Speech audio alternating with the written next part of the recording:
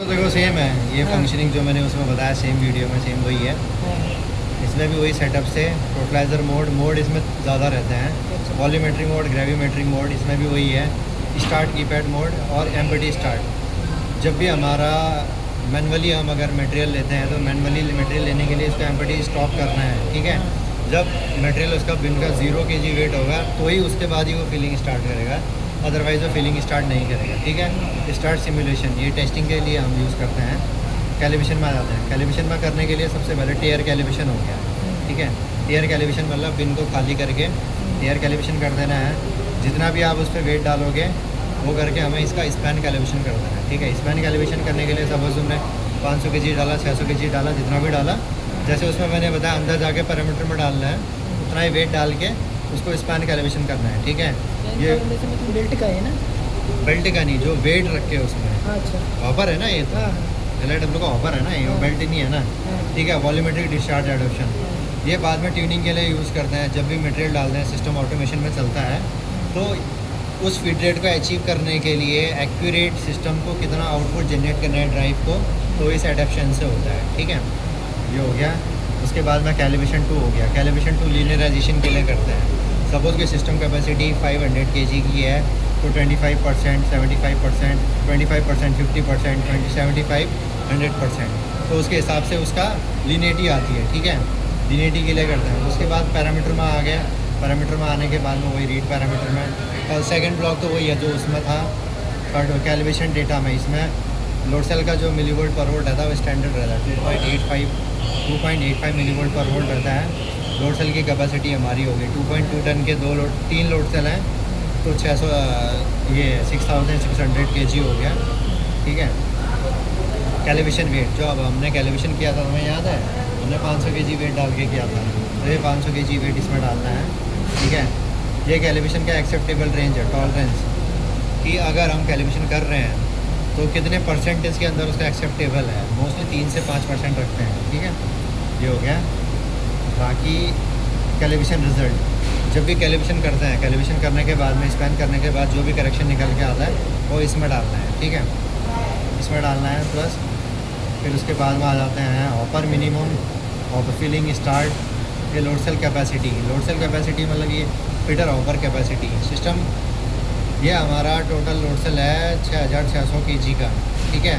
उसका हमने 30% यूज़ करके रखा हुआ है। ये कैपेसिटी जो भी हमारा अप डाउन स्ट्रीम रहेगा, फिलिंग स्टार्ट वो उसी के ब्याह पे सिस्टम लेगा 10%, मतलब कि पाँच बार बता दिया यार इसको। ये देखो वही खुला है, ठीक है। ये 1980 हमारा, ठीक है। जो ये 30% यूज़ किया हुआ है फीडिंग ओवर कैपेसिटी, ये 1980 हो गया, ठीक है। 1980 के अंतर्गत ही ये हमारा चलेगा फिलिंग स्टार्ट, फिलिंग स्टॉप इसी में ही हो गया। 10% मतलब हो गया अपना, ठीक है। 198 पे स्टार्ट हो जाएगी फिलिंग और 599 पे स्टॉप हो जाएगी। वो इसकी रेंज है, वो बाद में चेंज भी कर सकते हैं, ठीक है। ये हो गया गेट का फील्ड, हो गया वॉल्यूमेट्रिक टाइम जो आप पूछ रहे थे कितना सेटिंग। जब मटेरियल गिरता है तो सिस्टम ऑटोमेटिकली वॉल्यूमेट्रिक मोड में चले जाता है, तो मैक्सिमम इसको 30 सेकंड तक का लेके जा सकते हैं, ठीक है। सेटलिंग टाइम जब मटेरियल गिरता है तो मटेरियल को सेटल होने में भी थोड़ा टाइम जाता है ना, 2-4 सेकंड, 5 सेकंड, 8 सेकंड, 10 सेकंड, तो ये उसका सेटलिंग टाइम हो गया। Pulse time, glow time, start agitator. Agitator हम कितने परसेंटेज पे स्टार्ट करना चाहते हैं, 0%, 50%, 60%, तो वो क्या है कि अपना चलते ही स्टार्ट हो जाए तो कुछ इशू नहीं है उसमें, ठीक है। एजिटेटर स्टार्ट हो गया। फ़िल्टर हो गया, फ़िल्टर का इसमें कोई मतलब नहीं है। रेट कंट्रोलर पी हो गया।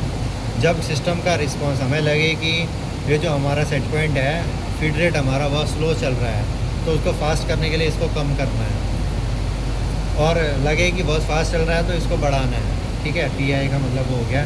कंट्रोलर बाईपास जो मैं बोला था वॉल्यूमेट्रिक एडप्शन, ये वाला ना, जब भी हम सिस्टम को मटेरियल में लेते हैं, मटेरियल में लेने के बाद में, ठीक है, जो हमने सेट पॉइंट दिया उस सेट पॉइंट को अचीव करने के लिए कभी फीड रेट कम भी चलता है, ज़्यादा भी चलता है, तो कंट्रोलर को करेक्ट पता चलना चाहिए कि मतलब ड्राइव को करेक्ट पता चलना चाहिए कि इतना मिलियन जनरेट करेंगे तो ही हम उस फीड रेट को अचीव कर सकते हैं। तो वॉल्यूमेट्रिक एडप्शन का मतलब वो है जब हम ये स्टार्ट करेंगे तो ड्राइव ऑटोमेटिकली उसका मिलीएम्स बढ़ा देगी, ठीक है।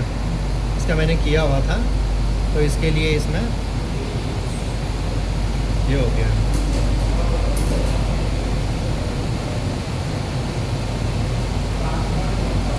बाईपास ये नॉर्मली 10 रहता है, ठीक है, ये हो गया। बाकी इसमें कंट्रोलर मैग्नीट्यूड हो गया, upper limit, lower limit, filter time, ये मटेरियल डेविएशन, एडप्शन वगैरह नो करके रखा है, ठीक है। डिस्चार्ज यूनिलाइजेशन ये छोड़ दो, ये एडवांस में है।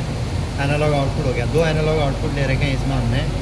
एक तो अपना फीड रेट का, जो भी हमारा ये फीड रेट है इसका आउटपुट हो गया, और एनालॉग आउटपुट 3 जो ये फिल वेट है ना, ये इसका भी एक आउटपुट लिया हुआ है, ठीक है।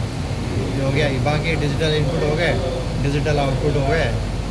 और ये कम्युनिकेशन के लिए कौन सा कम्युनिकेशन अगर करवाना है तो DCS से प्रॉफिबस, ये सब जिससे भी चाहिए वो सब कम्युनिकेट होना है, बस इतना ही,